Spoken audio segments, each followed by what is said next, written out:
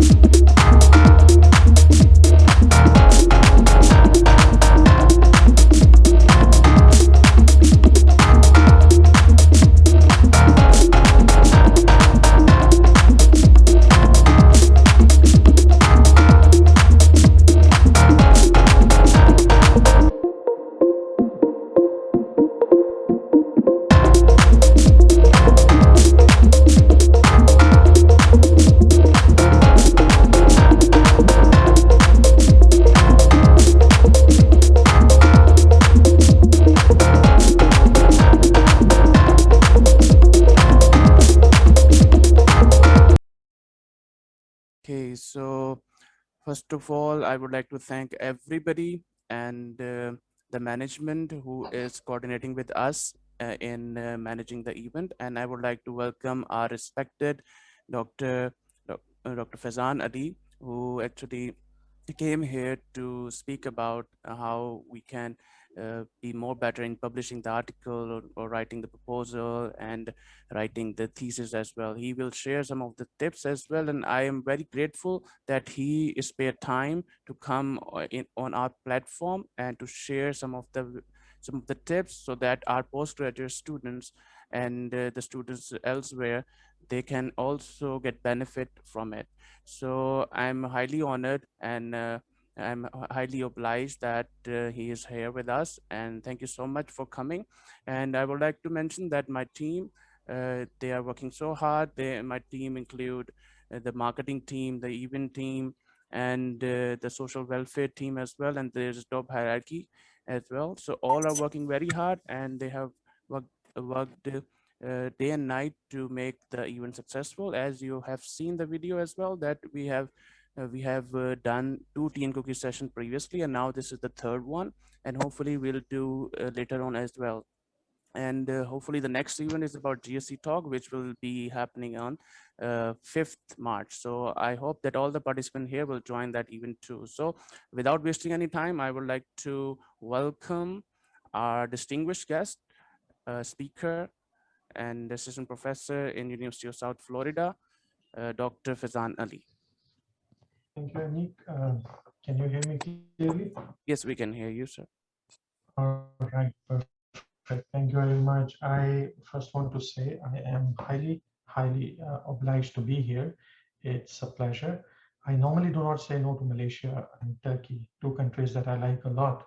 So anytime that when there's some sort of a commitment to speak in Malaysia, it doesn't matter the time or whatever. I normally do not say no. You might hear my sound a little bad, and that is because we had a whole day conference today that I was managing as the president of the organization. So I had to speak the whole day, and it's 8:30. So I just got back home, took a shower, and then sat in front of my computer again for this talk. So I think what we can do is let me share my screen very quickly, and then we can proceed from there. Okay. All right. Okay. I, so can you see my screen now? Is it all good? Yes, doctor, we can see. Yes. Okay, perfect. So, all right, let me quickly make sure it's all cool. Okay, so like Anik was kind enough to talk about my name and everything. My name is Faizan Ali. I'm an assistant professor and also graduate program coordinator, which means I deal with the graduate program. We don't have a PhD program yet, but I deal with the master's program. So students who are here for their masters, I deal with them as an administrator to make sure that everything with them is okay. The topic that we are going to talk about today is conducting publishable research. Now, normally, my view on publishing research is very different from what you may have heard so far. I don't think it's like a formula. I don't think what worked for me may work for you. What works for somebody else may work for you because we all are different. Our routines are different. Our background is different. Our approach towards different things are different, and then our disciplines are different, right? So, if let's say somebody here is from engineering, their discipline is very different compared to marketing. So I don't think that anybody who tells you something would apply exactly like that to you. Now, having said that, how these talks can be important for you? These are only important for you because you learn from other people's experiences. So I would try to make this session as generic as possible so that it can apply to most of you, right? And then make sure that take notes on some of the points because these are the things that normally you would learn. You know, anybody here in this session is going to learn these points. One way is you can learn them from other people. So you listen to them, learn from their experiences. Or the other way is you go through all this by yourself and learn these things after failing many times after getting disappointed a lot of times, and then learning them after many, many years, right? So these type of sessions normally, and I saw Anik, you rolled that video earlier. You guys are doing amazing stuff. I would highly recommend all of you to do join these sessions. The more people you listen to, the more you can get better at things, right? Because you learn from people's experiences. And that's why the tagline of my presentation is some observations and thoughts. So whatever I'll tell you today is my own observations in the last 6-7 years. So yeah, and also we'll make this session more interactive. So you don't have to wait for me to finish all the slides and then you ask questions throughout the session. If you don't agree to me, or if you have a question, or if you want to discuss a point further, please make sure that you put it in the chat. I don't know how the system is here. Are participants allowed to unmute themselves or not? I don't know. If they are, unmute yourself and tell me. If not, put it in the chat and then we can start a discussion around it. But the more interaction we have here, the more opportunity we'll have to learn from each other. All right. So very quickly about me, I got my job at USF in 2016. It's almost 4.5 years now. I'm working as an assistant professor at University of South Florida. Before that, I worked at Florida State University for 1 year as a research scholar, which was a postdoctoral position. My PhD is from Malaysia in marketing. So I studied in Malaysia in UTM, Kuala Lumpur. I don't know if this session is open for people from other places, but if somebody knows, UTM has a department called International Business School, which now is called Azman Hashim International Business School. So I studied there for my PhD. My master's was from UK, so I got my master's from UK, and then I'm from Pakistan originally, so my undergraduate degree, I got it from Pakistan. Currently, I have close to 100 publications, conference papers, books, chapters, and stuff like this. And my research area is basically consumer behavior, but I do focus mainly in hospitality and tourism and services sector. So that's what my research area is. And then I also do work on advanced statistics and structural equation modeling and stuff like this. So that's my research domain. Now, there are a few things here to learn. One is many times you'll hear that, why is a Malaysian degree worth, or why is a Malaysian degree not worth? This is the discussion that many of us hear, right? So I'll tell you this, a Malaysian degree is the best degree in the world. It can also be the worst degree in the world, depending on what do you do with that degree. Now, one thing is you should remember that this degree is not the most complete degree in the world, because Malaysia follows British system, right? British system means there's no coursework. You get into a PhD, you take maybe one course. International students know this better. You take a course about Malaysian culture, and then you take a course in research methods, and that's it. So these are the two courses you take, and then you start working on your dissertation or thesis, right? This is what the system looks like. Comparatively, if you look at European system or American system, then it's a bit different. You as a student have to study for 2 years. So you take a lot of courses, you understand a lot of stuff, and then you start working on your thesis. So what this means is that when you are going through your PhD, you don't learn a lot of content, which means like my PhD was in marketing. So I did not really learn anything in marketing. I didn't take any courses in marketing and all that stuff. So if you are a student who just come get degree and then go back, I think you're wasting your degree. It makes no sense. And because when you finish, you basically become somebody who is good at just one thing, and that is your thesis or dissertation. Now, how can you make your Malaysian degree the best degree in the world? Now, I've traveled to many countries and I've been to many, many countries to do workshops and stuff. Malaysia is one of the best countries to equip yourself with knowledge. Right now, what you are having here, not many places have this type of stuff. These type of events where somebody comes and talks to you and gives you information. Even there are many, many workshops where you can go and get some, statistical trainings and this and that. And I don't think it costs a lot. Honestly, maybe a lot of you know Professor Ramaya, right? Professor Ramaya, he's very famous, workshops and all this. I actually traveled from US to Malaysia to attend his workshop, which was still much cheaper than if I would have got that workshop in the US. So, so if you are in Malaysia, then you think about how good of an opportunity you have to equip yourself, right? So again, as a student, I'm telling you, for all of you, you have 3 years to finish your thesis. And honestly, if you only work on your thesis, you can only, I mean, you can finish it in a year. It's, I mean, it's not difficult, right? It's just a thesis. You can write it in a year. I would highly, highly recommend you to use your time wisely and equip yourself with as much knowledge as possible. That is just so, so important. At the same time, I'll also give you another suggestion, and then we'll get into publishing research as well. Those of you who are especially international students, right? Many of the international students I see are very reluctant. They're very shy to talk to their supervisors. I don't know why. Sometimes there are legitimate reasons, but most of the times, many people don't talk to their supervisors because the seniors told them the supervisor is strict. They never went to the supervisor by themselves, right? So don't do that. Talk to your supervisors, and many of your supervisors are also teaching MBA courses or master's courses or stuff like this, right?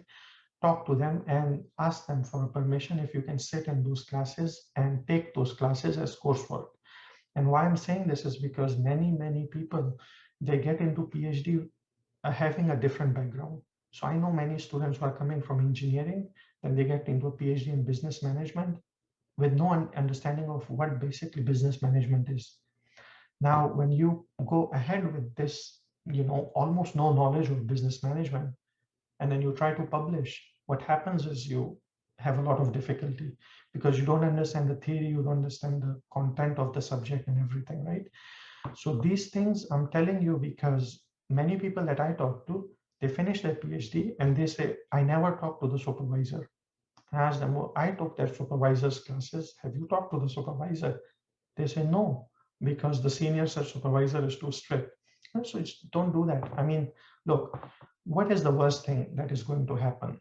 Your supervisor may tell you no, right? This is the worst thing, right? If you ask your supervisor say no.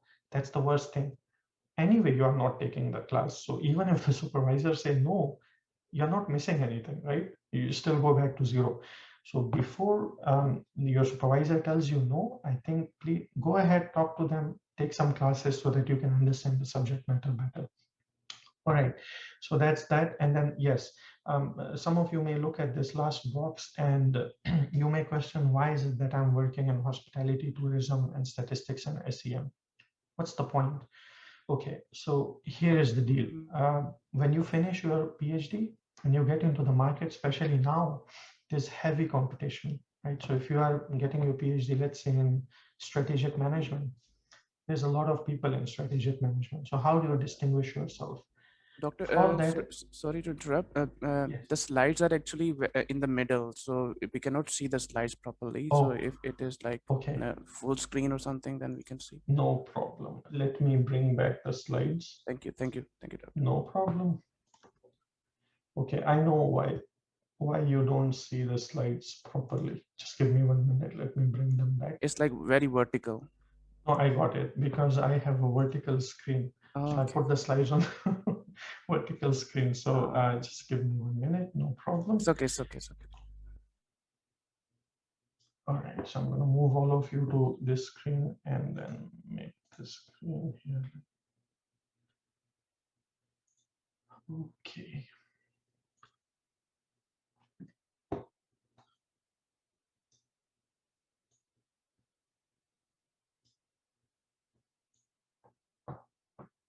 Is it okay now? Yes, it's perfect, Doctor. All right, perfect. Okay, so I hope you understand what I'm talking about, because these things are actually the base of publications. Right? I mean, you cannot go and publish things unless you understand the subject content or content matter and stuff like this, right? Now, the other thing I was telling all of you was about how do you distinguish yourself. And that can only be done when you think about what else are you doing in addition to your own subject area. Like I said, many of you might be getting your PhD in strategic management, but when you finish, then there's like a few hundred people who are finishing that year in strategic management. So how are you going to make yourself different from others? And to do that, I think it's always a good idea to get some sort of an additional thing during your PhD. SEM is one thing, but SEM, I think, is being overused, especially in Malaysia. Like when you look at Malaysia now, every second person is supposedly expert of SEM, right? Every second person I see, they are an expert of a smart PLS, right? So stuff like this. Now, in that situation, again, you are going towards a direction which is already saturated. So when you say that I'm an expert in SEM, there's again a lot of people in SEM. So for that reason, think about some new methodologies, think about some new things that are happening in your field or in some related fields and try to get some expertise of those things. For instance, right now, Anik, is everybody here from business management, I mean, broadly or different type of disciplines?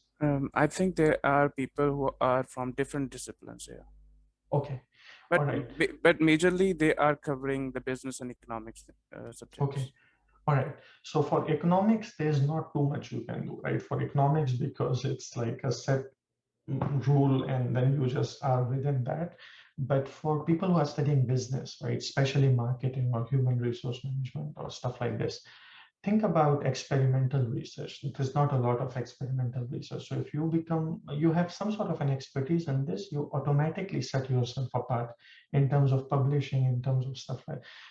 Many of you might be aware of a journal called Journal of Business Research, right? So Journal of Business, and I know this because when I met my supervisor for the first time in 2012, he told me that read JBR. And he also told me that JBR is one of those journals which is very, very difficult to publish and almost impossible. So it will always be your aspiring journal, right? I'm about to have my second paper published in it. So the thing with JBR is, if you look at JBR, right? So 10 years ago, they were publishing a lot of SEM papers, but then SEM become too much. Then for the last 5 years now, if your paper has one tool, you are almost 80% accepted for JBR. And that tool is called Fuzzy Set Qualitative Component Analysis, FSQCA, right? So this is what you need to know, because I mean, what else is publishable research, right? You need to understand what the journal wants or where the field is going.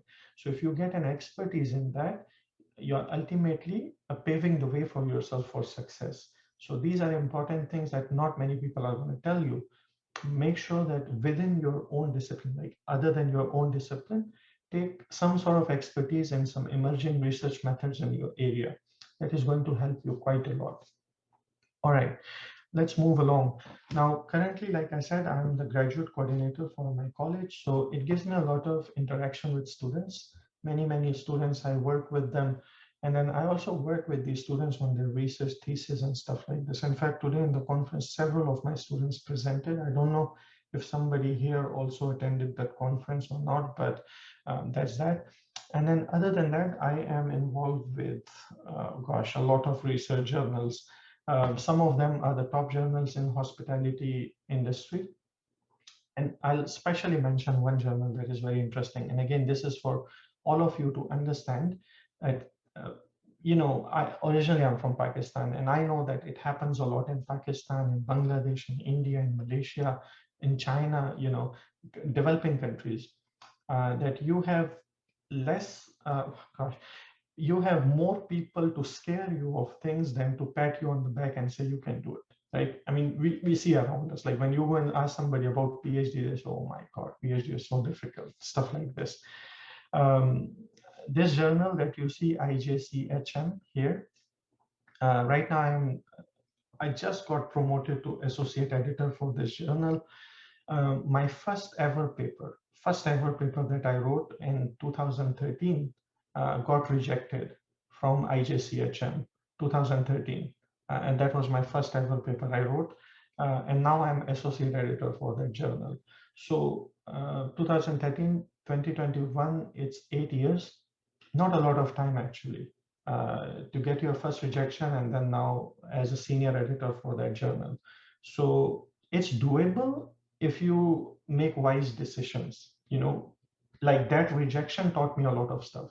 I did not cry for that rejection ultimately, but I learned a lot from it, and I did not, go with the same mistakes again and again, which I'll share with you what are some of those mistakes.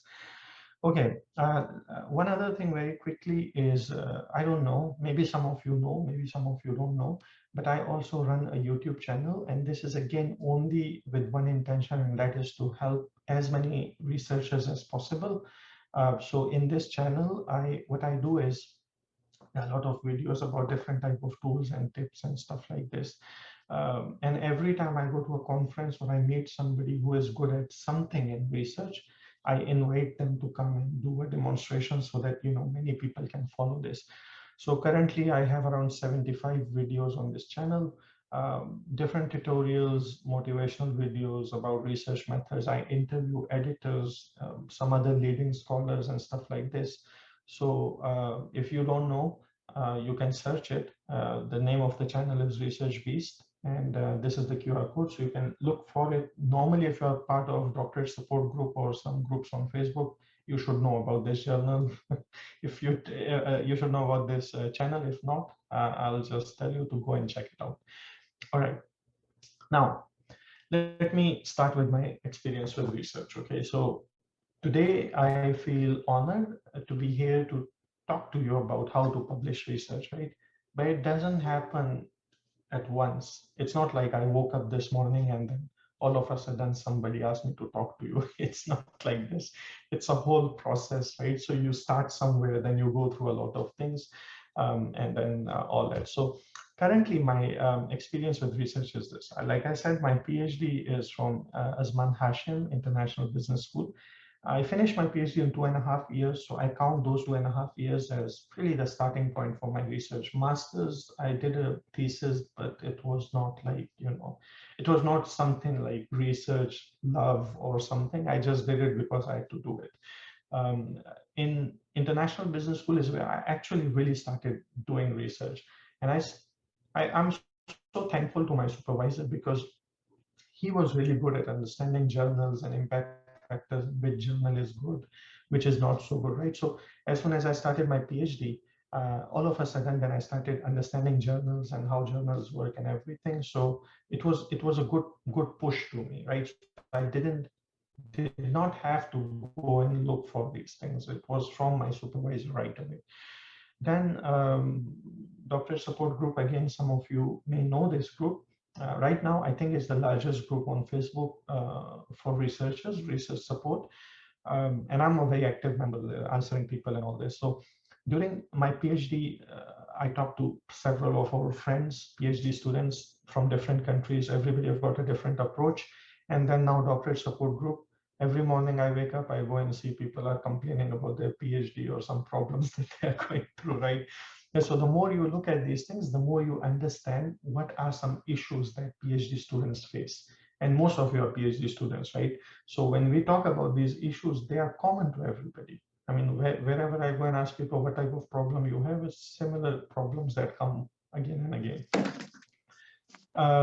Also, when I was in Malaysia, then I volunteered on a project with one professor in Taylor's University, also from Pakistan. So he was working at some grants with Malaysian government, myself, Malaysia Convention and Exhibition Bureau, with the KLCC and Putra Convention Center. So we were going there to collect data and understand business tourism, plus also some projects in Sarawak about rural tourism and stuff like this. So that again gave me another insight into research, that research is not only publishing papers, but it's also projects and how do you manage projects and stuff like this.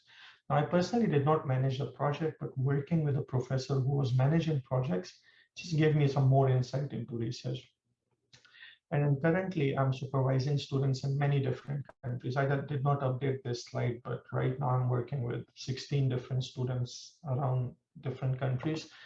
So again, it's funny that when I talk to these students, whether the student is a Chinese or a Pakistani or a Malaysian, they have all same problems and same excuses. So that's why I told you that every time I look at these things, it just builds upon that experience with research and researchers. Now, what I realize is this, okay, it's an interesting thing. what I realize is a funny picture. Let me share with all of you, okay? Something like this. So have you guys seen these type of photos on social media? Like some people sharing about PhD and, this type of stuff, right? It's fun. I got this also from a doctorate support group or something. Here's another one that I got, right? So maybe you guys have seen some stuff like this also. Now, the problem is this. One is, to some people, this is true. Of course, people go through negative experiences and everything. But honestly, when I talk to people from other professions, right, they don't talk about their professions like this. I mean, when you talk to somebody who is a software developer, they don't do these type of things. If you talk to somebody who works in a bank, they don't do this. You talk to a driver, they don't do that. Only I see researchers and PhD people are making fun of their own stuff. Now, what's wrong with this? Actually, there's nothing wrong with this. This is fun. And I normally have a good sense of humor, but when I look at this, especially on support groups. Now, what is a support group normally? You have a problem, you go to this group, so you get support, right? This is normally what it is. Sometimes we look in movies, like, some people are having some problem, they go, they sit together, talk to each other so they can support each other. Here, the problem is that there's a support group, somebody with a lot of tension goes there, and then they see things like this. So where is the support? I don't understand this till now, okay? Another problem with this is, I guess, what's going on? Okay, another problem with this is, I guess most of you are PhD students, right? Most of you. Can anybody tell me, when you talk to your friends or you ask somebody, I want to go for PhD, did every single person told you, yes, you should do it, it's a very good thing, you should definitely go for PhD and stuff like this? At least in my case, it didn't happen. And my own father was very upset with me when I said I want to go for PhD. Even though my father knew I was good at studies and everything, he told me, what are you doing? And I hear the same thing from many, many people, right? Especially with ladies. I mean, they're like, oh, you still want to study, stuff like this. Now, what happens with these type of pictures is, when, let's say, a student who is in master's or undergraduate, they want to go for PhD, they just want to go and see what's going on, and they see pictures like this, automatically what happens is we have a negative perception about research and paper publishing and PhD and stuff like this. And because of that fear, we all just feel that it's difficult. It's just difficult, all of us are that, I sometimes, it's so funny that there are sessions like this that we are having right now. And the title of the session is How to Publish. There are 500 people, 400 people, okay? Most of them first year, second year students. But if the title is like, okay, improve your understanding of some method that is going to help you publish, 50 people, 60 people. So when it's really some workshop on a tool that can help you publish, not too many people show up. When there's a workshop on how not to get rejected or how to publish, like a generic one, then 500 people show up, 400 people show up.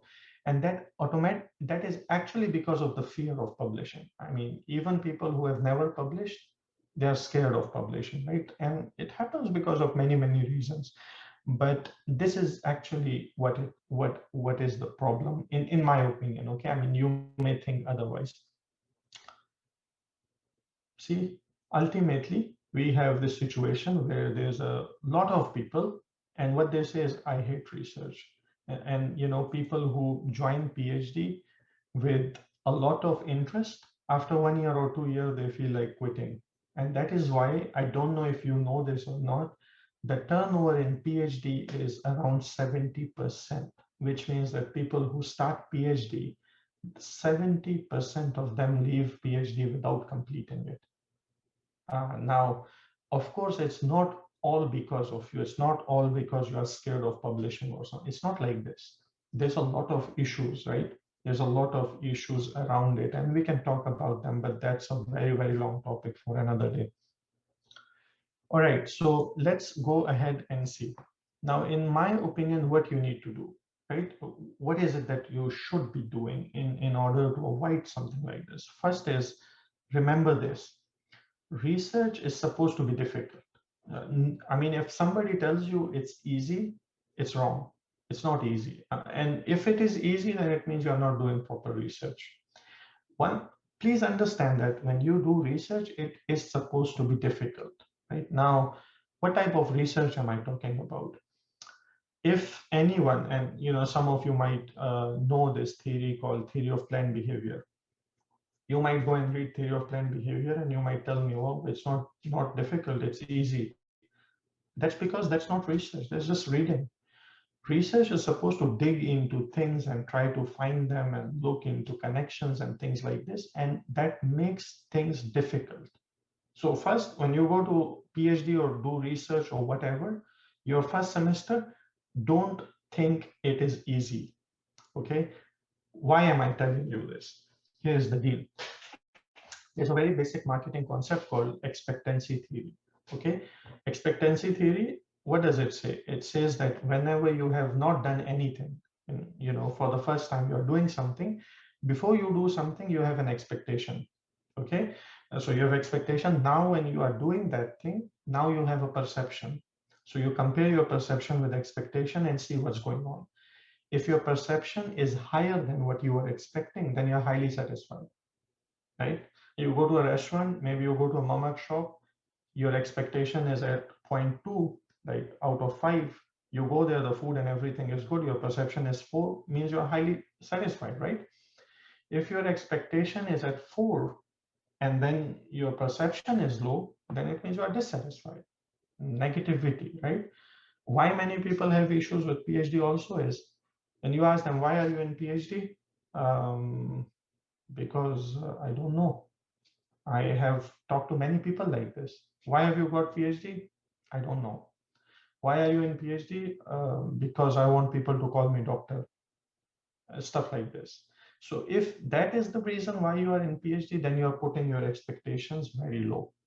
And then when you go into the real job, when the real research starts, of course, your perception was too low. Now your perception is different and it would ultimately result in dissatisfaction. You won't be happy with it. So please realize that PhD is not easy and research is not easy. Do not expect it's easy, okay? Now, whenever something is not easy, what do? We ask for help, right? This is what we do. You want to cook something, you don't know how to cook, you ask for help, right? You want to climb somewhere, you don't know how to do it, you ask for help. That's what we do. We are supposed to do like that. Another issue is that first you set your expectations low, thinking it's easy. Now, all of a sudden, you get into a realization that it's not easy. Then, at that time, where you are supposed to ask for help, you don't ask for help. Earlier, I said, right? You don't reach out to your supervisor, you don't reach out to somebody else. You are just sitting trying to figure out a way to deal with it. That is another issue because now you are building upon that negativity. Okay, and for some reason, the way the world works is that when you are in a negative mindset, you are actually attracting more negativity than positivity. So when you are up, I mean, just imagine a very simple scenario. Okay, let's say, God forbid, one of you have a robbery in the home. God forbid, I hope nothing like this happens, but let's say something like this happens. Okay, and a lot of people come to sympathize with you, right? They say, oh, that's so bad, blah, blah, blah. What are most of the stories you are going to listen that day about robberies, right? Whoever come to sympathize you, they're going to tell you a story about robbery, or they're going to tell you a story of their friend or relative who also got a robbery. So whatever you are going through, that tension, you are also listening to it again and again from other people. That's exactly what happens with this situation where you don't know what to do with your research. You keep hearing these negative stories and blah, blah, blah, which builds upon negativity, okay, or tension or stuff like this. So don't do that. If you need help and you are stuck, make sure you ask for help. Now, unfortunately, in some systems, including Malaysia, supervisors are busy. Okay, I don't agree to this particular notion that supervisors are busy, but they are busy because I know that there are many supervisors who are supervising 10, 12, 15 students at a time. So they're very busy. And it's not only supervision they are doing, they have to teach, they have to do other things, they have their own families, right? In that situation, you ask for help. Sometimes your emails are not answered, your phone is not answered, there's no meeting time and stuff like this. It happens to a lot of us, right? Yes or no? So in that situation, please remember that that is not the only help you can seek. I mean, yes, obviously your supervisor is the main source for help, but that is not the only help you can seek. You can always reach out to other people. You can reach out to very prominent professors in your area, and you will be surprised at how many of them are willing to help you, at least guide you what to do. But do it. I mean, because like I said earlier, do not self-reject yourself. At most, what is going to happen? You reach out to somebody, they might tell you they are busy, they don't want to help you. They are anyways not helping you. But please reach out. You will be surprised at how many good connections do you make by just reaching out to people, right? So you can always look into some other ways for getting some sort of help from other people. And certainly you can do it. Really, you can do it. I will tell you one thing, that every day when I wake up, I have 7 to 8 messages from people asking specific help about their work, specific help. And if I can do it, I do it. If I can't do it, I guide them towards somebody who can help them, right? Nothing to do with me. They are not my students. My name is not on their publications. In fact, they don't even put my name in their acknowledgement on the thesis, and that's okay. Don't need that. But I'm just telling you that you can definitely reach out to people, and many people will be willing to help. Now, having said that, the question is, how do you ask for help? Okay, I'll tell you 2 situations. One day somebody messaged me, "Sir, please help me, please help me." Okay, now there's a time difference, right? There's a 13 hours time difference. So I messaged back, I said, "Yeah, sure, I'll help you. Please send a message. I'll reply you back whenever I can." This person is saying, "No, no, no, it's very urgent. Please help me, please help me." Okay, so I leave my home because the kids were sleeping. So I went out, called the guy on Facebook Messenger, okay? He's telling me, "I'm in my second semester in PhD. My proposal is due. I need to do my proposal. Give me a topic." Come on. I mean, I was speechless. Honestly, I was speechless. I didn't know what to say. So he's saying, I'm working in consumer behavior, hospitality, tourism, whatever. Give me a topic.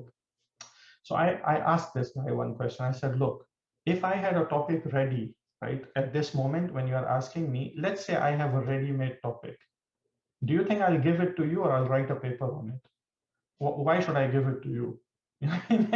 Think about it. Why should I give my topic to you, right?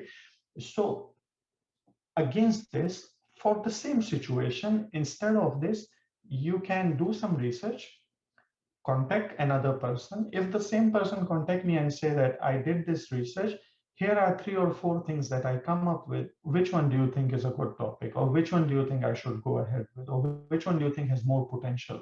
Then the person who is going to help you would also know that you are intelligent, you have put your hard work in it, and then they would be much more willing to help you. The first story that I told you, anybody in the world, when you tell them to do it for you, they would think that you are finding a shortcut. So automatically you are closing the door. And that is why normally you then do not get answers for your emails or stuff like this, because people are busy, right?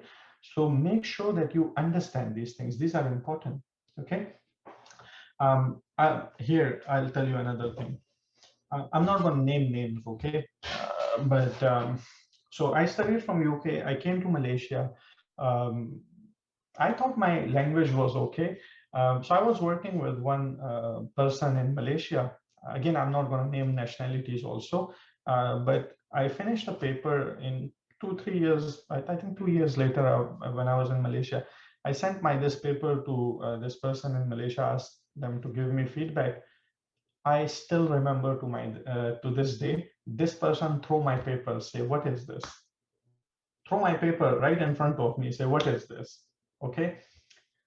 I reached out to a professor who is now my mentor. I work with him in the same college, Professor Jihan Chobanoglu.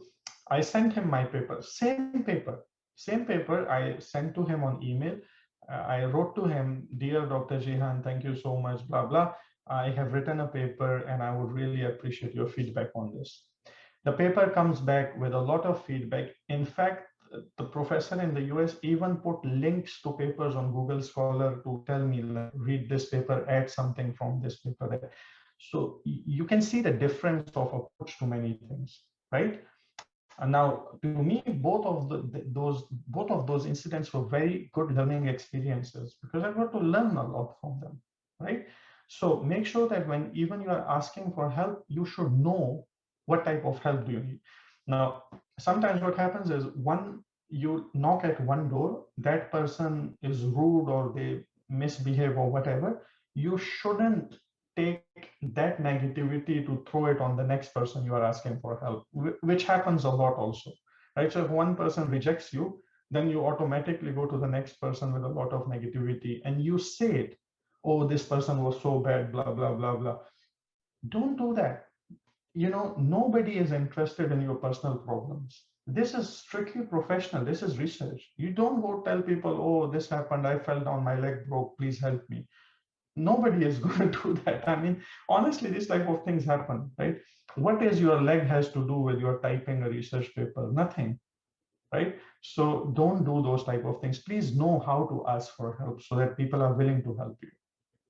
Okay, what is research then? So again, I normally ask people what is research, and many times I answers like know the unknown, to find the unknown, to get answers, to solve this, to solve that, which is all very bookish. Honestly, none of us do research for those type of things. Okay, so don't tell anybody that research is that type of. It's not. Okay, the only thing I'll tell you what is research is curiosity. Be curious around you. See what is happening. Just look around you. What is happening? So, Anik, can you tell me what is your research area? My field is human resource management. Yes. I'm actually doing research on unethical behaviors of the retail employees. Perfect. It's very good. So yours is human resource management. You are looking at ethical behaviors. Now, in the last few months, I worked on several special issues related to COVID-19, right? And there's a lot of papers coming, the impact of COVID-19 on this, the impact of COVID-19 on that, the impact of blah, blah, blah. Look, just because you want to show the editors or reviewers that you're working on a recent issue, right, which is COVID-19, you don't have to include COVID-19 in the title of your paper. You don't have to. It's all about curiosity, right? So right now, most of you who are working somewhere, right, think about it, if you're working somewhere, did you have to work from home for some time? Yes, no, right? So many of us work from home. I work from home. I teach from home. It's a significant change for how employees behave, right? You can always work. So look around yourself, see what is happening, what is different, be curious, and that is going to give you good ideas. Do not jump on trends. Please don't do that. Okay. I've seen many editors rejecting papers that are mentioning COVID-19 on the papers. Don't do that. It's not good at all. Rather than putting COVID-19 on your paper, just look what COVID-19 has done, what has it changed, and then study that concept instead of COVID-19. Because we all know there is COVID-19. You don't have to write a paper to tell us there's COVID-19. Right? I mean, we all know this, right? I just did a paper which got published in a very good journal. Maybe some of you might have seen on social media that some brands change their brand logos. Like McDonald's changed the brand logo to make it separate for social distancing. You might have seen Olympics change the logo a little bit. I don't know if you've seen it or not. So when I looked at this, that was interesting to me. Like, how can brands take stance? How can a brand take a stance? And especially in America, because in America, social distancing was a political issue. Maybe some of you know that Trump was against it, and it was a pretty big political issue. So you had Democrats taking a separate stance, you had Republicans taking a separate stance. So instead of studying COVID, I basically studied how brands are changing their stance on political issues. And the paper got accepted in 1.5 week. 1.5 week. Why? Because the topic is not COVID-19, rather the consequence of COVID-19. And only can happen when you're curious about your surroundings, what's happening around you. So make sure that you are curious. Okay. All right, so let's move on. Now, my favorite definition of research is, I'll tell you, but I'll show you some funny thing, okay? This is about all of us. So I don't, but sometimes my friends, right, the ones that I study with university, uh, when they think of me, they think I'm always buried in the middle of the books, and that's how the researchers are. My other things research more in medical terms, so she thinks that my research also like that, changing cancer or something like that. And you know what I think, what my boss thinks. You look at this, look at this picture, even though it's a picture, but the idea of how interesting is our job. Every single folder has a very different image we are doing, right? But at the same time, it shows that you can shape your research to whatever you want it to be.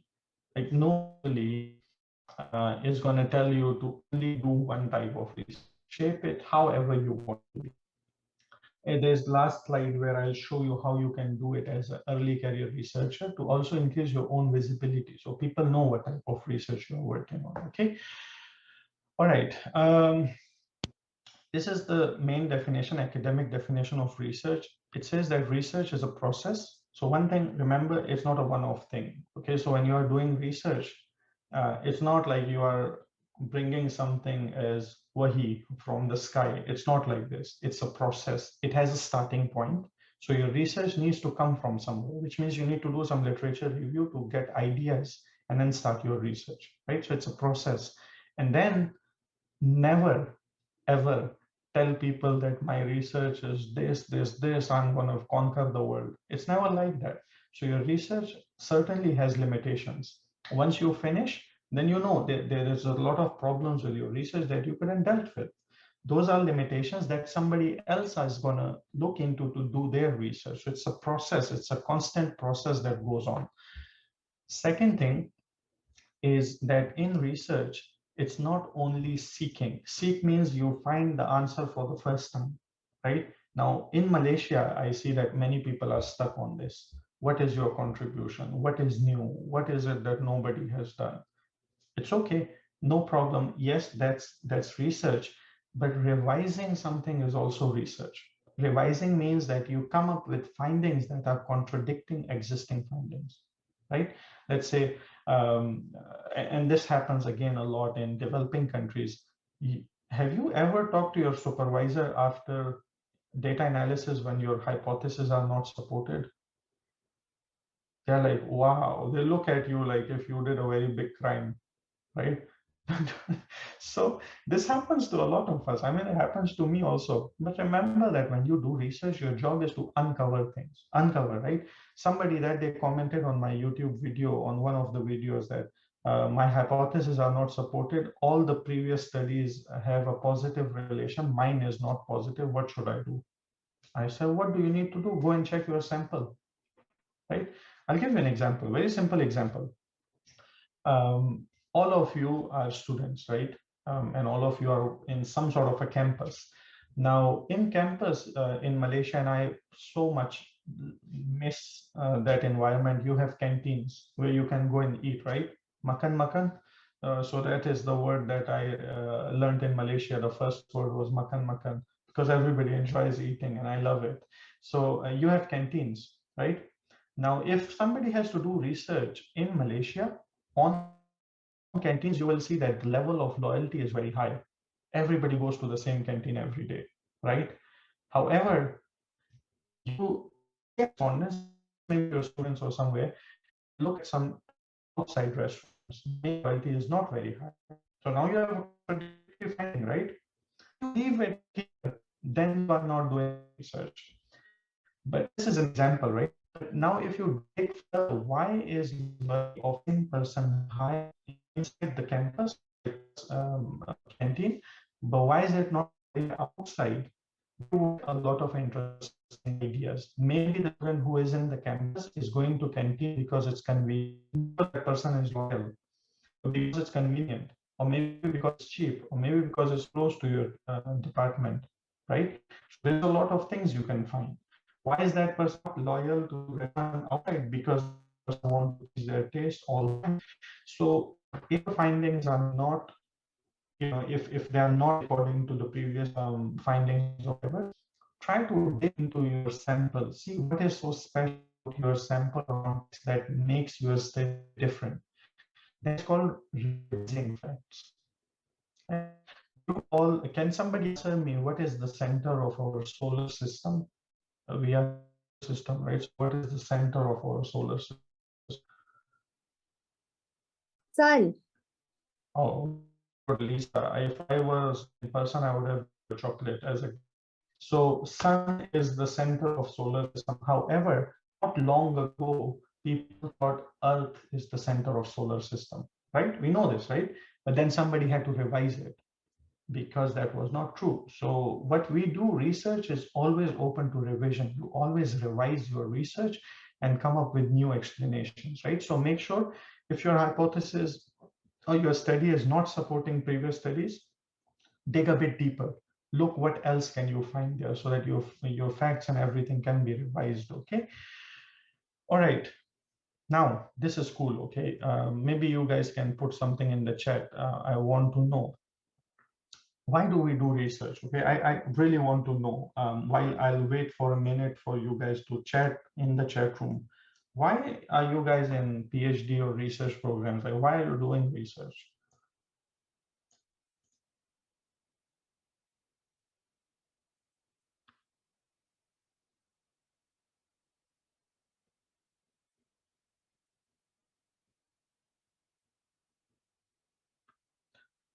Okay, all right. So while I'm waiting for answers, there's a nice, interesting comment. Yusuf says that revising research is research, and there's no question about it. However, when it comes to reality, researchers are funded and the funding organization are looking for practical, new, original research. Exactly. That was exactly my point. So when somebody hires you as a researcher, like a funding agency or a funding organization, they are looking for new and original research, and that can only be done if you are revising the facts, not if you are telling them the things that they already know. That's exactly what my point is. If you tell somebody exactly what they know, there's nothing new.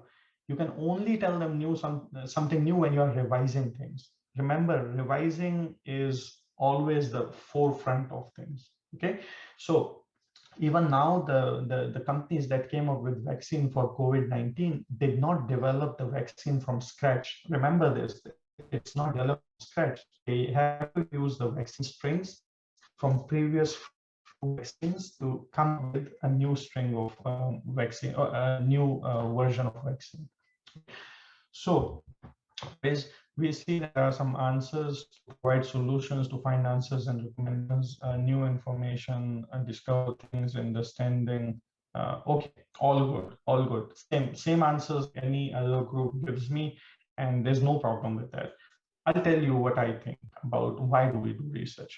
One, you do it because you need a degree and diploma, right? You do research, you don't get your PhD. So you do your research so you can get your PhD degree. An honest answer. The other one is because maybe some of your parents are professors or somebody who said you also go for research and you also do something like this. I know many people like that. And then people do it because their friends are doing it, and some are doing a lot of research. You also feel pressure. Oh, there was a good movie from India, Three Idiots. Maybe many of you might have watched it. In that movie, there's a very interesting dialogue. It says that when you fail a paper, you are not as sad as when you fail a paper, you are sad.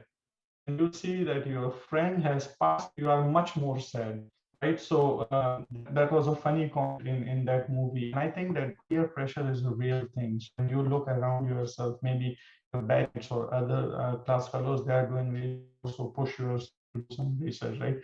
These are all off the record reasons. Nobody is going to tell you this, but you know, inside you will know that these are some reasons why you do research. Now, the reality is that some of us also do research because it's a sense of accomplishment. Every time you get published, you feel a sense of accomplishment. It's a small success. Obviously, it's not a lot of things, but a small success. And then some people, many people also do it because of their interest, because they feel self-achievement or fulfillment or curiosity or something like this. Or some people do it as their ambition, right? So they really, really enjoy it. And many people, you know, who are really good at research, I see compete with themselves how to be better than the previous version, right? Which is self-expectation. You control your own expectation. Right. So now if you look at some of them, you have some external motivation and you also have some internal motivation. There's nothing wrong with external or internal motivation. It's nothing wrong. However, if you research because of internal motivation, it can help you to deal with the challenges that you are having. So, you know, we have a lot of challenges that I mean, obviously we are all human beings, right? We're not robots. So you have a lot of challenges, you have a lot of issues of communication, other things. If you do research because of your internal motivation, then it's much easier to deal with those challenges because you're internally motivated. But if you're doing it because of external motivations, then you fall into a trap and it's a bit difficult to get out of it, right? So I just want to put it out there. A very good friend, he is editor of the top hospitality journal, Professor. They did a research, they published a research in their journal. And the journal was in their journal, and here they profile researchers. So we all do research, right? So they said that in the research, there are 4 types of people. One is copycats. The copycats mean you go find a paper, then you follow that paper, do another paper. Most of us do this one. Then you have storytellers. These are qualitative research, right? Who make stories out of a small data, you know, to make it nice and all. But nothing is qualitative researcher, but it is. Third one is profiler. These are people who do more of applied research, profiling consumers, profiling users, more applied research. And then the fourth one is innovators. These are people who develop new ideas, new theories, and stuff like this. Okay. Now, majority of the researchers fall in category. Okay, means that they either follow storytellers, either follow profilers, or either follow innovators. And again, there's nothing wrong with it, right? Of course, if you want to be good at something, first you need to learn it, and learning comes from copying it, right? So you need to copy it to learn it, and then you can be good at it. My tip to all of you is, if you want to copy people, it's better to copy innovators than the other 2 groups. Because once you are an innovator, then you can certainly become an innovative storyteller or an innovative profiler. But if you're a profiler, you cannot then move back to innovativeness or something. This is important. This is really, really important for all of you to look to.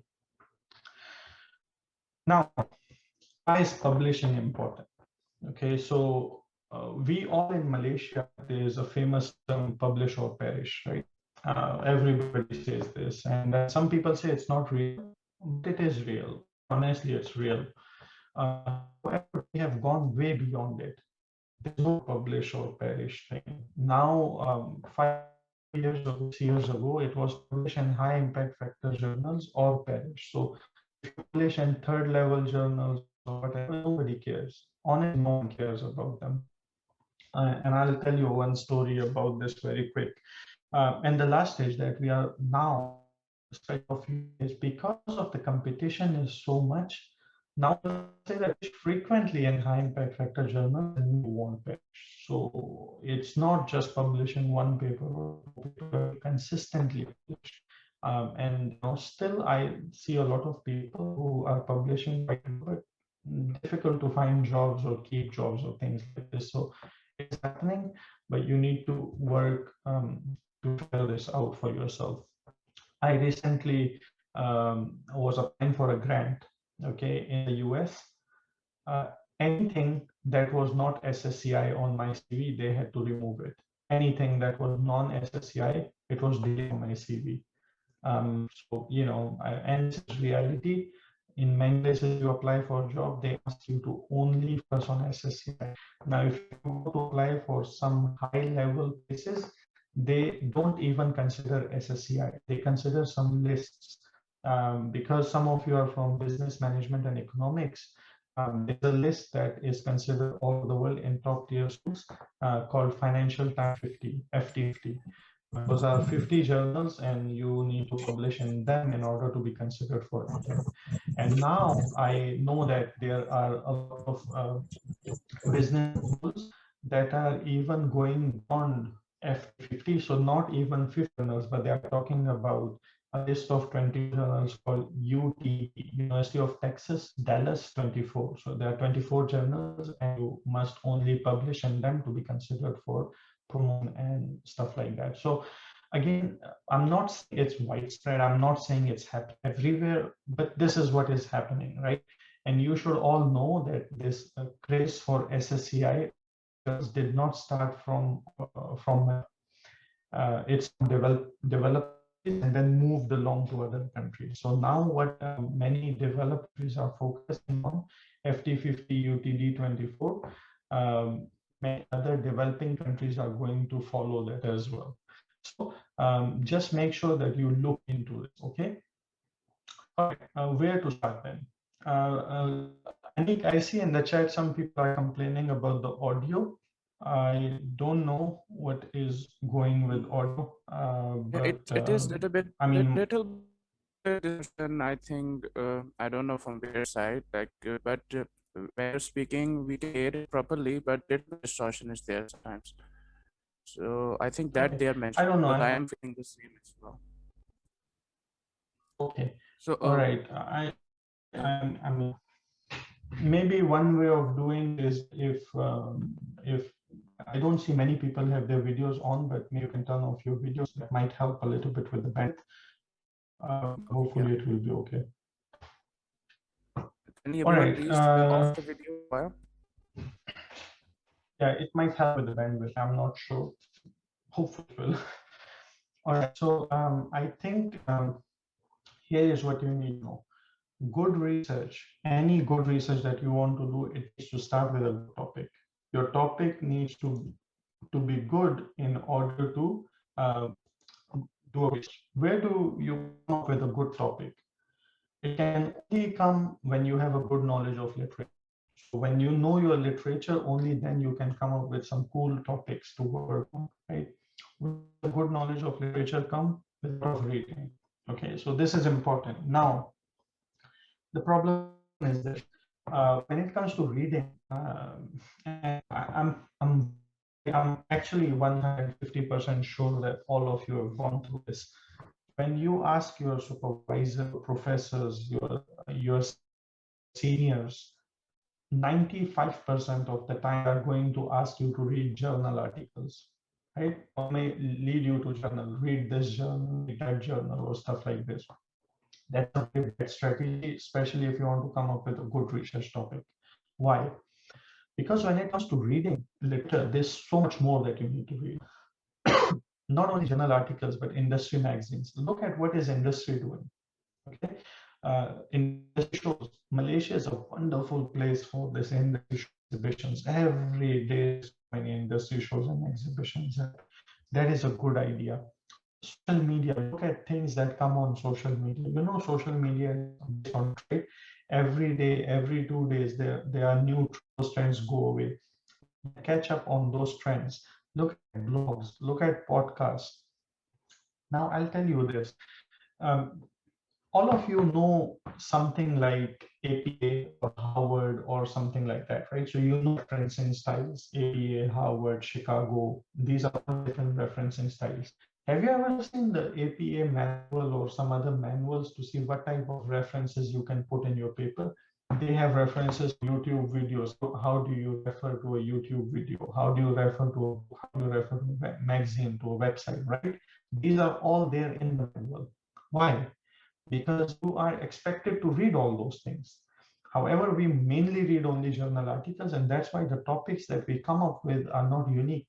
They're already old, 2 years, 1.5 year, 1 year old. So don't do that. Why would you do something like that? Read, look around yourself, and I'll give you some examples on how some of these ideas I use as well. This is a picture, okay, and this is a real picture. So the first picture that you see, and this is Boston Airport, okay. So Boston Airport, I was going to Taiwan to speak at a conference or something, I don't remember. But in the Boston Airport, I was sitting in the lounge, and then I see two mouse. These are two mouse, these red pictures, but they're, because they were very quick, the picture was not quick enough to capture them. So you see this one, there are two mouse, right? So they were running in the lounge. Anyways, I look at it, I take a picture, I thought it's fun, it's gone, okay. Later, now in my flight, okay, from Boston to Hong Kong, I normally order a halal meal on the flight. So if you know, when you travel and if you have a special meal, then normally they serve you first, right? So they first bring you a special meal, they serve you, and then they serve everybody else, something like that. So this lady bring my food, okay. This lady bring my food. I look at my food, and then if you look at the bottom picture at this bread was bitten. Like if you look at this bread, somebody bite it and didn't bite it completely, but bite it and leave it. So this made me very surprised. Like, what is this? So then I asked this air hostess. I asked her, "Can you come back and please change this?" So she goes back, she bring another one in her hand and replace it without any gloves or anything.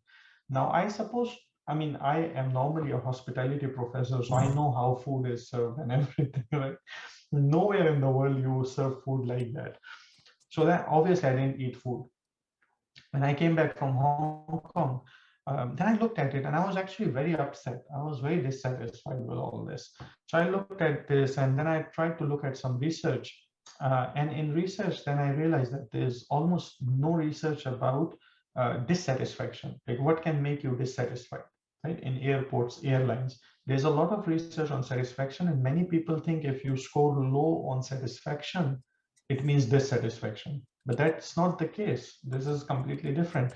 So I looked into all this stuff, and then later we came up with a paper on the influence of airport servicescapes on traveler dissatisfaction and misbehavior. And this paper is published in Journal of Travel Research, which is one of the most difficult journals to publish in if you are in travel and tourism area, right?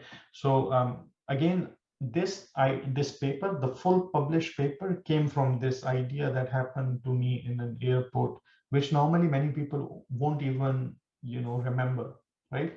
But this is just for all of you to see. Earlier I said be curious, right? Things around you. Okay. Then here's another example. So one day in the morning, I was going to my office and I got an email on my phone about different news articles. And this one article was in Hotel Management magazine. It talks about how hotels are using public spaces to create wellness in customers, right? Public spaces means lobbies and stuff like this. Now, those days, I had a student, Luana. She was looking for a topic for her master's thesis. So I looked at this article. It really, I enjoyed reading it, and I really was happy to read it. So when I went to my office, I looked into research on hotel lobbies, stuff like this. Again, nothing, almost nothing, right? So I asked my friend Luana to look into this for her thesis. She finished her thesis quick. And within a few months, then we got it published. Now, this IJHM is #1 journal in hospitality with a 6.7 impact factor. So this paper was published again right after this magazine article. So this again gives you an indication that sometimes you look around yourself and you can definitely find ideas that you can work on that nobody else has looked at, or many people might have looked at it from a different perspective. Okay. Then the other thing is this one. So how do I work? Again, this may not be applicable to everybody, but this is normally my workflow. Let's read this article. Okay, I read this article, what is green law is important. This is an article I came across, I looked at. The first thing, I mean, in my head, how do I think about it? Right? So the first thing, because I'm a business management researcher, I look at it and I think, how can it impact employees? Like in hotels and hospitality, there are employees working. What does it mean for them? Or what does it mean for customers? And these are the two things I think about. Once I think about it, then I start searching. Okay, let's look how if somebody has studied this thing to customers or employees, and see what are the models, what are they lacking, and then I proceed from this. So this is normally the starting point. This is how I start, right? Whenever you read something that is interesting, that is in your area, that is something that you feel, try like this. If you're a business management researcher, if you're working in HR or marketing, try this method. See where does it lead you to, right? So this normally leads to some very interesting research ideas. Okay, here's the whole process. Okay, pick something that you are very much interested in. Any topic, like like hotel lobbies, or maybe customer engagement, or co-creation, or sustainability, whatever, right? Whatever you are interested in, pick up a topic that you are really, really interested in. Then use it as an antecedent of something that you are not sure about. Let's say I am interested in something called customer engagement. Okay. So the first thing I think is, okay, if I am a customer and if somebody is doing something to engage me, to ensure my engagement, what does it do to me? Like, what does it lead to? Right? Think about that. Or what can make me engaged? Like, what can ensure that I'm engaged, right? So what are the determinants of that thing that you are interested in? Normally, this is where I start my research. Here's an example. Hotel booking websites. Okay, I'm interested in hotel booking websites. We all book hotels, websites, and everything. We all see this. So I go to a hotel booking website. I see their pictures. Right? On the hotel booking, why normally you go to the booking websites? Because there's a lot of information really to decide whether you want to stay in this hotel or not. The second thing is to look at pictures. Most of you must go to the website and see the picture, right? How the hotel looks, how the swimming pool looks, and everything. Now here, there are two pictures. Do you see any difference in these two pictures? Yes, no? Sorry, to repeat again because the line is not good, so your voice is interrupted. Oh, my voice is interrupting. Participants are around 127, so I think that a little bit distortion is there because of the number of participants. It's not only from Dr. Faizan's side, it's from everyone's side. Honestly, I think on my end, okay. I mean, because I'm monitoring the audio in my ears, so normally on my end it's okay. I think it's the It is internet okay. issue. It is okay from your side. It is okay from your side. Yeah, but what I can do, Anik, is I think I think you're recording the session, right? Yes, we are recording the session, and Yeah, if so you then allow, you then can we can share provide the it to video. the participants as well later on. Yeah, please, of course. I mean, it's good for everybody. So look at these two Thank you. pictures. You can see some distinction in the picture. These are the same hotel, same thing. In one picture, in the other picture, there are two people, right? Normally, when I ask people, which of these pictures do you like? I have a good mix of people. Some people like picture one, some like picture two. People who like picture one is because they think it's peak. People who like picture two is because they say, well, when I look at picture two, it gives me an idea of what I do when I stay at this hotel. Either way, right? Because consumer behavior is different. So a very cool friend, he looks at this hotel website pictures and then he thinks about questions like, okay, what's the benefit of picture? Why do you use it? Is picture good or is video good on a website, right? This is again the flow of thinking. How do you need to think about things? Pick up an idea and then question it. How about 360-degree images like on Facebook, right? So which you try and see more area in a picture. And then how if there's people or no people in the picture, what does it mean, right? And then this is the paper published. And if you look at the paper, it's very, very interesting, very simple. So size of photo, in some places they use big photos or small photos. Are people in the photo or no people? And how does it impact your booking intentions and things like this? So again, you can start from a very simple thing and then proceed from there. I know the time is finished. I'll quickly touch upon 2 or 3 more important things, and then we can wrap up the session for questions.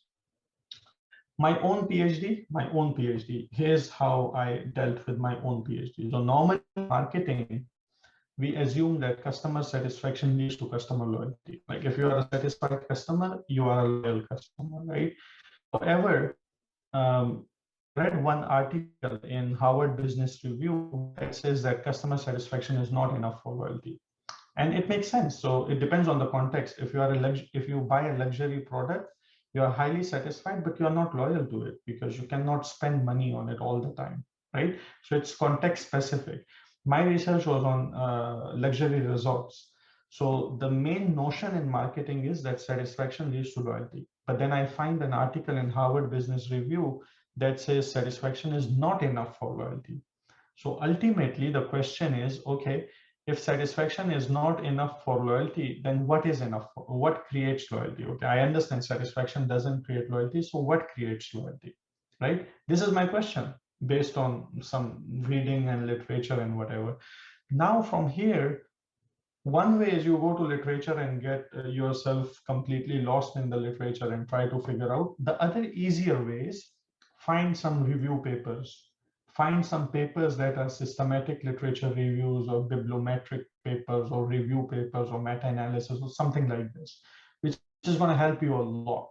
So after this, for example, this paper, it's a review paper, customer loyalty, a review and future directions with a special focus on hospitality. It's a review paper, right? So they look at all the papers about customer loyalty. Now my question is, what leads to loyalty? So I want to know, other than satisfaction, what are determinants of customer loyalty? So in this paper, I go towards the end and look how many different ideas they give me about loyalty. Engage customers' impact on loyalty, the impact of engagement on loyalty, right? Customer to customer interaction and its effect on loyalty. Customer to customer interactions effect on. So I'm not talking about satisfaction, but I have 20 more things that I can put into a model and test it as a model, right? So these are just some ideas for you to look into how you can proceed with this type of research to continue. Anik, I think we are short on time, right? Yes, we can wrap the session in like 5 minutes if you Okay. are okay. Otherwise, it's up to you, no problem. Okay, no, I think it's okay. We can finish soon. I just want to, and I'm happy to come another time and talk Yeah, sure. We about would be more happy to stuff, you have know. you I can in other certainly do it. sessions. So what I will do now is I am quickly going to go here and share just one more thing with all of you, and then we can proceed from there. Okay. Okay, so remember this, okay? Whenever you are writing a paper, what is your main objective? Okay, regardless of I want to uncover the truth and solution and whatever, your main objective is not to get rejected. This is what your main objective is. You wrote a paper. Nobody in this session or anywhere else wants to write a paper to be rejected. Who wants to do that? Nobody wants to do it. So your main objective is you wrote a paper, you don't, I'm not saying your objective is to be accepted. That's a different story. When you write a paper and submit it, you also know that your paper is not going to be accepted in the first go. Normally you get revisions, right? And then you spend a lot of time on revising the paper because your objective is not to get rejected. Okay. Now, what is the objective of an editor? So from your side, your objective is don't get rejected. Then you have the editor who looks at you. What is their main objective? To find the best for the, this is their main objective. Editor, if I'm an editor, I want the best of the best paper for my journal, right? If your paper is really a best fit for my journal, I'm going to get it. If not, I'm going to reject it. Both objectives are not aligning with each other. There's a conflict, right? You do things not to get rejected. I want only things that are best for my journal. So how do we deal with this? Of course, you cannot editor to whatever you are doing. So then what you need to do is you need to make sure that your paper needs to be the best fit for the journal. This is number one. Don't send your marketing papers to HR journals. Do that. Don't do that. Number two, don't send your sustainability papers to clean environment paper. Those are different things, and just don't do that. And secondly, in hospitality, if I want to publish a theoretical paper, or whatever, I will never ever a journal called Cornell Quarterly. Cornell Quarterly is the oldest, one of the oldest journals with a very high impact factor journal, with a very high impact factor. I will still not send my theoretical paper to. You know why? Because they don't publish theoretical papers. They publish papers with a lot of critical implication. I know this because I understand my field. So finding the best paper for the journal, editor's job is to shortlist those. So the researcher need to know what journals are available in your field and what type of papers they are publishing, so that you don't get rejected easily. And this is very basic, right? And then once your paper is done, or while you're working on your paper, make sure to increase the impact of your paper. People are going to know about the research. Okay, one is, remember this, make your research really good for journals, very attractive. You need to have contribution on multiple levels. You cannot just go saying that nobody did, I'm doing it, then that's why the paper is good. It doesn't work like that. Your paper need to make contributions on several layers. Number one, your concept. The concept of your paper should be unique. Number two, your methodology. Either of these doesn't work, it's not going to be accepted. And again, we're talking about good journals, talking about journals or stuff like this. I'm talking about proper journals, maybe SSCI, maybe Scopus, or stuff like this. Think of the big picture. This is in your paper. So now your paper is done. Most of the why papers get rejected is because when you are writing your discussion, the last part of your paper or implications, you are too much focused on your own findings. Because your paper is one paper, right? And you collected data from a limited sample. So think of tree versus forest, right? How do you connect your findings to the larger, broader concept, broader discipline, broader area, broader context, right? So think about that. It's very important. I will send a couple of my papers to Anik to forward it to all of you just for your learning. Okay, one paper I just talked about, branding paper that I did for what is it, COVID-19 related branding. If you look at the discussion, in the discussion, even though the paper is about hospitality brands, I talk about Nike, I talk about other things, because at the end of the day, as a consumer, you are not only going out to look at hospitality brands only, you look at all the other brands as well. You are exposed to all of the brands at the same time, right? So think about it. Think about a broader impact of your research. Then think about what people are going to be reading in 5 years. This is important, very important. And if you do what I said earlier, to not only read research articles, but read the other sources, then you will know what I mean here. A very funny story. I recently, one of my papers got rejected from a top journal in tourism. And the reason for rejection was that your paper is too future focused. And the industry is going to take 10 to 15 years to reach there. So I'm still a little bit shocked. Like, normally they say to do things that in the future people should look at, and now they reject the paper because it's too futuristic. But anyways, think about 5 years later, 4 years later, what is going to happen. Make sure that your paper and your title is focused, don't get lost in it. Many times for young researchers, I'm again talking about young researchers, many times people show you some fancy titles and say, look at this title is so cool, you should do that. Don't do it. If you are a young researcher, stick to a focused title so that editors, reviewers, it's easier for them to understand what are you actually trying to talk about or trying to portray. Speak to many people. Make sure that this is again very, very important. Make sure that you speak to people while writing, and after you write, also show it to multiple people to get feedback before sending it to a journal.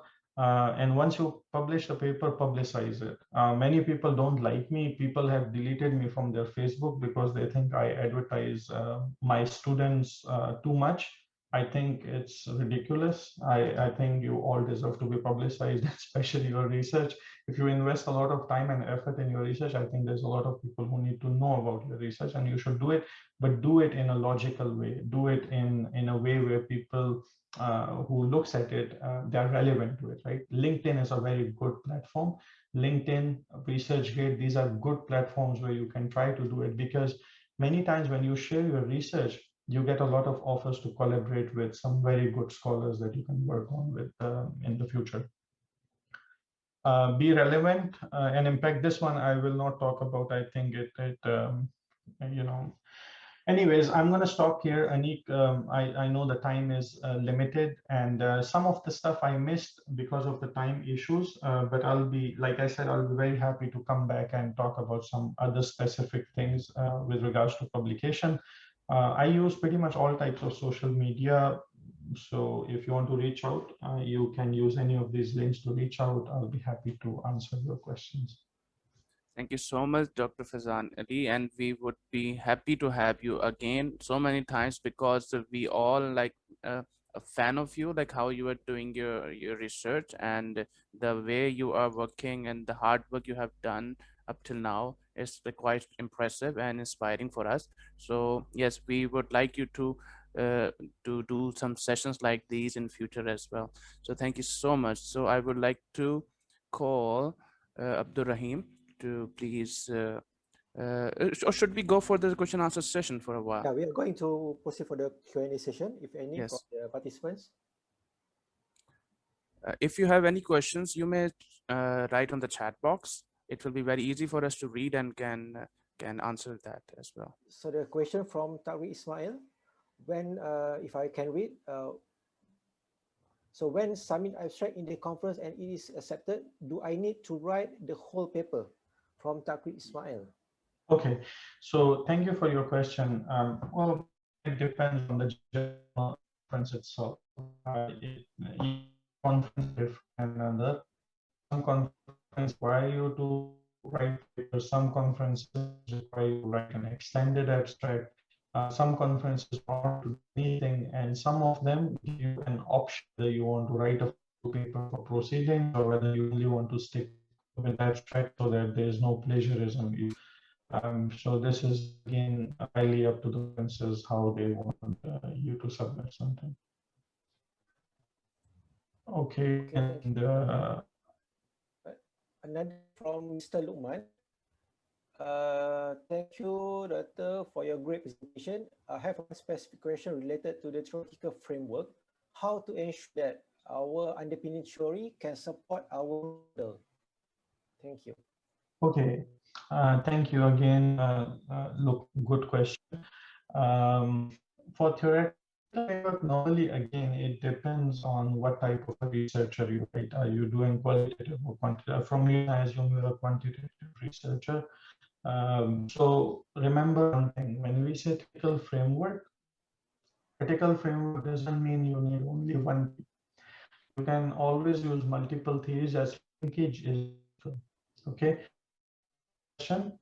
How can one theory proposed model, as far as every hypothesis in your model supported, you are good, and you can always do it more than one theory. In my own PhD thesis, I merged together to come up with a big model, right? So it makes sense, you can do that. Now remember, the way we look at theory is actually very wrong. It's not how you look at theories. So there are two types of theories, basically. There are some theories that are structural, okay, for example, theory of planned behavior. So theory of planned behavior, you have particular variables and impacting other variables and blah, blah, or technology acceptance model. So some theories are structural and they are easy to work with, right? Some theories are not structural, okay? There are some theories that are not structural. For example, conservation of resources or social equity theory or social exchange theory. They're conceptual, they're concepts, so it's difficult to visualize them with relations and stuff like this. So whenever you are using conceptually, then it becomes more difficult to justify. to support your model. When you use structural theory, it's much easier. Okay. Now, how you should all look at theory is like this. I actually have never seen how homes are built in Malaysia, but in Pakistan, you build a home first. You put a layout. So I put a layout. These are the. This is the place where the room will be. This is the place where the kitchen will be, and all this. So you have a layout. Then on top of that layout, you build walls, right? Now these walls can be of anything. You can use bricks. You can use stones. You can use glass. You can use steel, aluminum, whatever you want to use, as far as you are building on that layout. Okay. Structural theory are just like that. Okay, for example, there's a theory of psychology called stimulus organism response, SR theory. Okay, it's very simple. And the example in original theory is that when you touch a candle, a burning candle, when you touch it, what will happen? You will remove your finger or you will shout, right? This is the explanation of the theory. So fire is stimulus. When you touch it, it processes some nerves in your body saying that the fire is hot. And then as a response, you shout or move your hand. This is a simple theory. This theory is the layout. On top of it, a lot of research, I guess 1,000 papers have built on this theory to build models which are much, much more complicated. They don't have 3 variables. I've seen models with around 6 variables using SOR framework. Why? Stimulus can be so many things. Go to a hotel, the color of wall is a stimulus, the picture is a stimulus, how people in the lobby is a stimulus, what is the price is a stimulus, what is the font is a stimulus. So all of these things are stimulus, right? Then internal processes are also a lot. So if you are in marketing, everything that you think about is a perception. Any perception is a process. In response, again, it can be expanded so much. You have positive response, negative response, positive is behavioral and attitudinal, negative. So to your question, depends, right? I mean, it is so much depending on what you are doing, but please remember that you can use 1, 2, 3, 4, multiple things to support your framework. And sometimes you can support a very big framework with one theory. So it would depend on your understanding of your discipline. So that's good. I think that we have not much time because we have so many questions here. And if we go for answering all the questions, then we would be needing, I think, 2 or 3 hours. So I think in the later session, when Dr. Faizan will hopefully he will join us again in future, we'll be to answer all of those questions, because all of the questions here it is in our record, and we will hopefully answer these questions in some way or another to you. So thank you so much. And later on, we will give you the recording to all the registered participants, and it will also be uploaded if Dr. Faizan agree to in our YouTube channel as. And from there, you can also get benefit of the lecture and the information which Dr. Faizan gave us today. So thank you so much. And now I will hand over to Rahim for following the group photo session. Very Yes. quickly, okay, 2 things. So one is Yes. whenever you do the next session, we can do it as a Q&A. So I can only answer questions that way more people are going to benefit to their. So just a suggestion. That The is a other thing wonderful idea. is, okay, the other thing, Anik, is I will send you a link probably in a day or two, March 15th or 16th, somewhere around that time. I have a session coming up. It's free to and nobody has to do anything. But I've got a very good friend of mine who is a qualitative researcher. Maybe some of you might know him, Kashif Saeed. He is editor of South Asian Law of Marketing. I actually asked him to pick up one published papers and demonstrate from the time he came up with an idea and how he developed it, did he submit viewer comments, all that. So he's going to demonstrate it from idea generation all the way to publishing the paper, right? So what were the steps involved and everything. So you can obviously share with everybody here. If anyone wants to join, they are more than welcome to Yeah, join. sure. You can write in the chat box so that everyone can join and can listen to the speaker.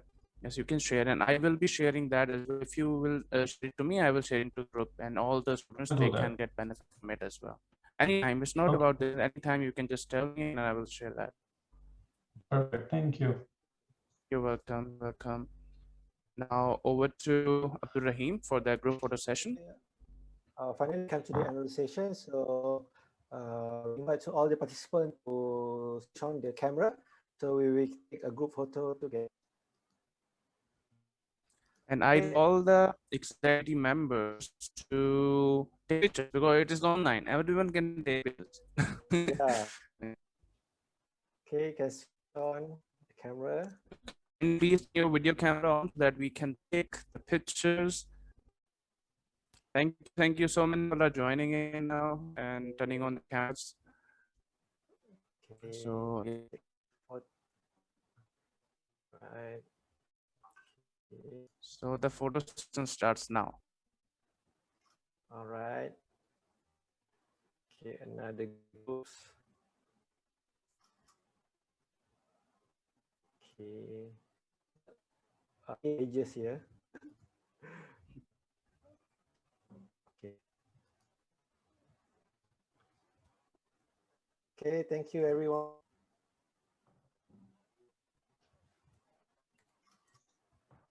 Okay, we're done. Okay, so thank you so much everyone for coming here, and thank you so much again.